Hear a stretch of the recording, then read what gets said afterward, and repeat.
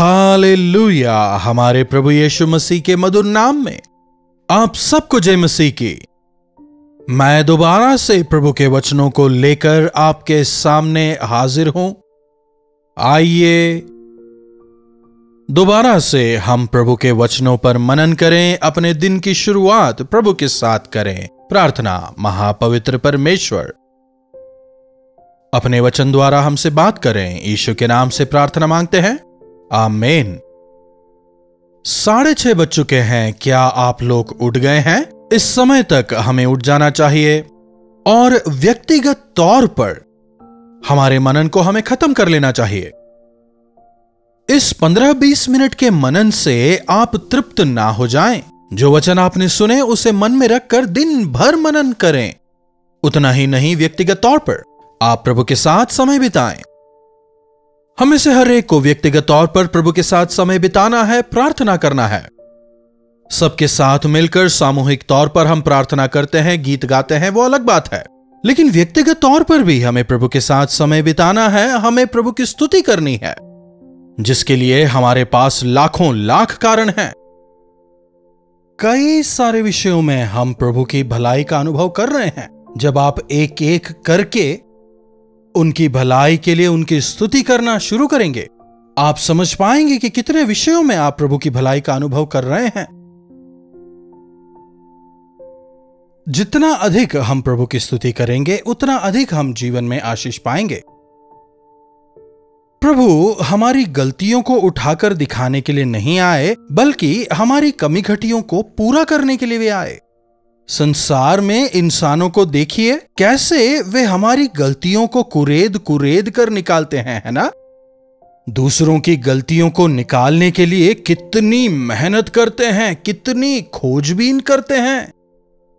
बस लोगों को फॉलो करने का उनका एक ही कारण होता है कि वो कुछ गलत बोल दें, ताकि ये उस राई का पहाड़ बनाकर सेंसेशन क्रिएट कर सके, फॉलोअर्स बढ़ा सकें, ताकि उनके व्यूज ज्यादा हो सकें। एक व्यक्ति में गलतियों को पकड़ने के लिए कितना अधिक मेहनत वो करते हैं। हर एक वीडियो को पूरे गौर से देखते हैं।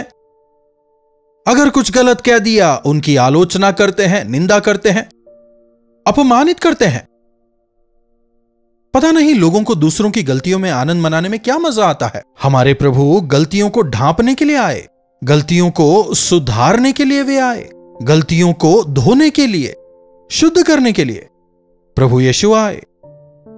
हमारी गलतियों को ढांप कर परिपूर्ण करने के लिए प्रभु यीशु ने अपने लहू को बहाया। क्या कभी आपने अपने आप को परखा है? आपके जीवन में कितनी गलतियां हैं? पाप मतलब थोड़ा बड़ा हो जाता है ना, इसलिए मैं गलती शब्द का इस्तेमाल कर रहा हूं।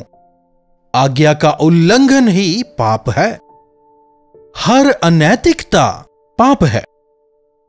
एक व्यक्ति जिसमें परमेश्वर का मन है, वो अपने विवेक की रक्षा करता है। इसीलिए उसमें क्रोध, द्वेष, डाह, मतवालापन, लीला क्रीड़ा, अनैतिक व्यवहार, दूसरों को अपमानित करने की, नीचा दिखाने की प्रवृत्ति, दूसरों की निंदा करने की प्रवृत्ति, दूसरों को दुखी देखकर आनंदित होने की प्रवृत्ति उसमें नहीं होती, क्योंकि यह सभी चीजें प्रभु को दुखी करती हैं। मनुष्य का हर एक पाप परमेश्वर के विरुद्ध होता है। मैंने प्रभु को तो कुछ नहीं कहा ना, मां को ही अपशब्द कहे। मैंने प्रभु को कुछ नहीं कहा, मैं तो अपने भाई के विरुद्ध खड़ा हुआ। मैंने प्रभु को तो कुछ नहीं कहा ना, अपनी पत्नी को डांटा या पति के साथ मैंने बुरा व्यवहार किया। कुछ लोगों को ऐसा लगता है। सुनिएगा, परमेश्वर के वचन के विरोध में उठाया गया हर एक कदम परमेश्वर ही के विरोध में उठा है। उड़ाऊ पुत्र पिता के पास वापस आकर क्या कहता है? हे पिता, मैंने तेरे विरुद्ध और स्वर्ग के विरुद्ध पाप किया है। सांसारिक पिता के खिलाफ और स्वर्ग के पिता के खिलाफ भी मैंने पाप किया है। जब हम किसी व्यक्ति विशेष के खिलाफ गलती करते हैं या बोलते हैं, यह ना केवल उसके खिलाफ है बल्कि परमेश्वर के भी खिलाफ है। इसीलिए हमें प्रभु और इंसानों दोनों के सामने अपने हृदय को शुद्ध रखना है। हम में कुटिलता नहीं होनी चाहिए। प्रभु क्या कहते हैं कि हमें खराई से चलना है, हमारा चाल चलन सीधा हो, हमारा व्यवहार सच्चा हो। इधर उधर टेढ़ा मेढ़ा जब हम चलते हैं तो उसमें खराई नहीं, वह शैतानी चाल है। क्या आपने सांप को देखा है? जब सांप जमीन पर रेंग रहा होता है, क्या वो हमारी तरह सीधा चलता है, या फिर कछुए की तरह धीरे, या फिर घोड़े की तरह तेज चलता है? उसका शेप आपने गौर किया? वो पूरा ऐसे घुमा घुमा होता है और आड़ा तिरछा ही वो चलता भी है। कहां जाएगा, किस और मुड़ेगा, नहीं पता। कुछ लोग ऐसे ही होते हैं। स्थिरता नहीं है, स्टेबिलिटी नहीं है। कभी ये कहते हैं, कभी कुछ और, कभी हां करेंगे, कभी ना करेंगे, कभी करेंगे कहते हैं, कभी नहीं करेंगे कहते हैं। दोनों ही बातें। जबान देते हैं, निभाते नहीं। अर्थात हमें शैतान ने अस्थिर करके छोड़ दिया है, अपने चंगुल में फंसा लिया है। एक दिन प्रभु यीशु मसीह जब आराधनालय में वचन सिखा रहे थे, वहां पर उन्होंने एक कुबड़ी स्त्री को देखा जो सीधे खड़े नहीं हो पा रही थी। आराधनालय में कई लोग रहे होंगे, लेकिन यह स्त्री अलग थी। उसकी कमर पूरी तरह टेढ़ी हो चुकी थी और सीधे खड़ी नहीं हो पा रही थी। आज भी जब ऐसे व्यक्ति नजर आते हैं तो क्या करते हैं? उनका मजाक उड़ाते हैं, कुछ लोग मुंह फेर लेते हैं। लेकिन यीशु मसीह की महानता को देखिए।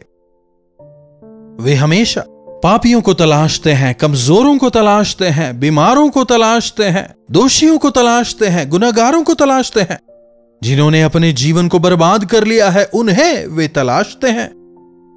कहते हैं, मैं इस संसार में पापियों को बचाने के लिए, उन्हें छुड़ाने के लिए इस संसार में आया हूं। भले चंगों को वैद्य की क्या जरूरत? उनकी जरूरत बीमारों को है। मैं पापियों को ढूंढकर उन्हें बचाने के लिए आया हूं। उस स्त्री को देखकर, उस कुबड़ी स्त्री को प्रभु यीशु अपने करीब बुलाते हैं। अगर उस स्त्री को उठकर प्रभु के पास आना हो, मतलब तमाम भीड़ की नजर उस पर पड़ेगी। जब तमाम लोगों का ध्यान उसकी ओर होगा, यकीनन उसे शर्म आएगी। पता नहीं लोग क्या क्या बातें बनाएंगे। अरे इसने जरूर कोई ना कोई पाप किया होगा, या फिर मां बाप ने पाप किया होगा, पता नहीं क्या श्राप है कि नहीं? दूसरों को जब परेशानी में देखते हैं तो वह पाप की वजह से है, लेकिन जब वही विपत्ति खुद पर आती है तो उसका कारण कुछ और हो जाता है ना? उस स्त्री को भी सबके सामने शर्म आई होगी, लेकिन यह स्त्री जैसे ही यीशु ने उसे बुलाया, देखिएगा लूका रचित सुसमाचार 13वां अध्याय उसकी 22वीं आयत से, यीशु ने उसे देखकर उसे बुलाया। 11वीं आयत के आखिरी भाग को भी देखिए। वह स्त्री कुबड़ी हो गई थी और किसी भी रीति से सीधे खड़ी नहीं हो सकती थी। यीशु ने उसे देखकर बुलाया। आराधनालय होने की वजह से एक बड़ी भीड़ वहां रही होगी। लोगों के बीच में उठकर जब वो यीशु के पास आती है, वे कहते हैं, हे स्त्री, तू अपनी दुर्बलता से छूट गई है। उन्होंने उस पर हाथ रखा और वो सीधी हो गई और परमेश्वर की महिमा करने लगी। हालेलुया। आज भी प्रभु यीशु मसीह इंस्टेंटली आपको ठीक करने के लिए तैयार है, आपको चंगा करने के लिए तैयार है, आपके कुबड़ेपने से, मतलब टेढ़ी आदतों से ठीक करने को वे तैयार हैं, पवित्र करने के लिए तैयार हैं। लेकिन कब? अगर आप उनकी बुलाहट को सुनकर उनके पास आए। यह स्त्री लोगों की परवाह बिल्कुल नहीं करती, उठ के प्रभु के पास आती है। पास आई तभी तो प्रभु ने उसे छुआ ना। हे स्त्री, तू अपनी दुर्बलता से छूट गई कहने के साथ ही वो ठीक हो जाती है। क्या आपने कभी कुबड़ों को देखा है? उनकी जो कमर होती है वो मुड़ जाती है, जो हड्डी है पूरी तरह टेढ़ी हो चुकी है, और ऐसे व्यक्ति को ठीक कर पाना आज के मॉडर्न साइंस के लिए भी काफी मुश्किल है। It's a lengthy process, it might take several years. एक लंबा ट्रीटमेंट चलेगा, लंबा प्रोसेस चलेगा, तब जाके शायद वो व्यक्ति ठीक हो सकता है। लेकिन यहां विद इन सेकेंड्स उस स्त्री पर हाथ रखते ही वो स्त्री चंगी हो जाती है। आज हमें हमारे अंदर के टेढ़ेपने को समझना होगा। उस स्त्री की कमर जब टेढ़ी हो गई तो वो कैसे चलती होगी? यकीनन वो नीचे देखकर ही चलने पाती होगी, आकाश उसे नजर नहीं आता होगा, सूरज चांद सितारों को वो नहीं देख पा रही होगी। आज कई सारे विश्वासियों की भी यही हालत है। उनकी हड्डियां जो है वो ठीक ठाक ही है। आप नीचे देख के नहीं चलते, आप भले चंगे ही हैं, लेकिन आपका ध्यान सांसारिक चीजों पर है। यदि तुम मसीह के साथ जिलाए गए हो तो अपनी दृष्टि सांसारिक चीजों पर नहीं लेकिन स्वर्गीय चीजों पर लगाओ। आज इंसानों में आत्मिक कुबड़ापन नजर आता है। प्रभु कहते हैं मुझे तलाशो, पर इंसान नहीं तलाशते। प्रभु की इच्छाओं को जानने का प्रयास कीजिए, प्रभु की योजनाओं को समझिए, प्रभु के सानिध्य की खोजी हो, प्रभु की कृपा की खोज करें। जब कहते हैं वे अपना ध्यान क्या खाएंगे, क्या पिएंगे, क्या पहनेंगे पर ही लगाते हैं, कैसे पैसे कमाएं, आमदनी और कैसे दुगनी करने पाएं। अगर आज आप में इसी प्रकार की सोच है, आप में शारीरिक कुबड़ापन नहीं लेकिन आत्मिक कुबड़ापन आ गया है, आप केवल भूमि की ओर ही देखने पा रहे हैं, प्रभु की ओर आप नजरें उठा नहीं पा रहे। आज प्रभु आप ही को पुकार रहे हैं, मेरे पास आओ, मैं तुझे ठीक करूंगा, मैं तुझे चंगाई दूंगा। जैसे ही वो स्त्री प्रभु के करीब आती है, प्रभु के छूते ही वो सीधी खड़ी हो जाती है, चंगी होकर परमेश्वर की महिमा करती है। एक भला चंगा जीवन आपको देने के लिए प्रभु तैयार हैं। आज आपका जीवन कैसा है? क्या आज आपके परिवार में शांति तसल्ली है? क्या आप सुख समृद्धि से, प्रभु की आशीष में, प्रभु के प्रावधानों में निरंतर बढ़ते चले जा रहे हैं? क्या आपके पास अच्छी सेटल्ड नौकरी है? क्या परिपूर्ण आमदनी है? या फिर हर जगह अशांति, परेशानी, अपूर्णता, कर्ज, परेशानी? क्या यह अच्छा है? प्रभु कह रहे हैं मेरे पास आओ, मैं तुम्हें ठीक करूंगा, तेरी आमदनी को मैं ठीक करूंगा, तेरे बच्चों को मैं आशीष दूंगा, तेरे जीने के विधान को मैं ठीक करूंगा। अपने घायल हाथों को फैलाकर आज मैं तुम्हें बुला रहा हूं, मेरे पास आओ। हां प्रभु, मुझ में टेढ़ापना है, उठने के साथ ही मुझे शराब चाहिए, उसी ओर मैं खिंचा चला जाता हूं। पैसे की ओर मेरा मन लगा है, उसी तरफ मैं खिंचा चला जाता हूं। प्रभु, मुझ में टेढ़ापना है, मैं गलत संबंधों में पड़ गया हूं। उठने के साथ मेरा ध्यान उसी ओर चला जाता है, संसार की ओर ही मैं झुक गया हूं। प्रभु मुझे ठीक करें। यदि आज आप उनसे कहें, इसी समय प्रभु आपको चंगा करने के लिए तैयार हैं। प्रार्थना। महापवित्र पिता परमेश्वर, प्रभु एक बार फिर से अपने वचन द्वारा हमसे बात करने के लिए हम आपके शुक्रगुजार हैं। हां प्रभु, इसमें कोई दो राय नहीं कि आज हम में से अनेक आत्मिक जीवन में कुबड़े हो गए हैं।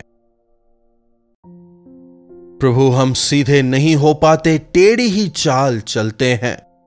स्वर्गीय बातों में मन लगाने के बजाय सांसारिक बातों के ऊपर ही हमारा ध्यान है, अनंत चीजों की ओर नहीं बल्कि नश्वर चीजों की ओर आंख लगाकर हम जीते हैं। लेकिन प्रभु, आपका धन्यवाद कि आप हमसे प्रेम करते हैं और आप हमें चंगा करना चाहते हैं। प्रभु, हमारी मदद करें कि आपकी बुलाहट को सुनकर हम आपके पास आएं, ताकि प्रभु आप अपने उन घायल हाथों को हमारी ओर बढ़ा सकें और हम चंगे होकर सच्चाई को देख सकें, स्वर्गीय बातों पर दिल लगाकर जीने का अनुग्रह हमें दें। यीशु के नाम से प्रार्थना मांगते हैं, आमीन। अब हमारे पिता परमेश्वर का प्रेम, प्रभु यीशु मसीह का अनुग्रह, पवित्र आत्मा की संगति और सहभागिता हमें से प्रत्येक के साथ आज, कल और सर्वदा बनी रहे। आमीन।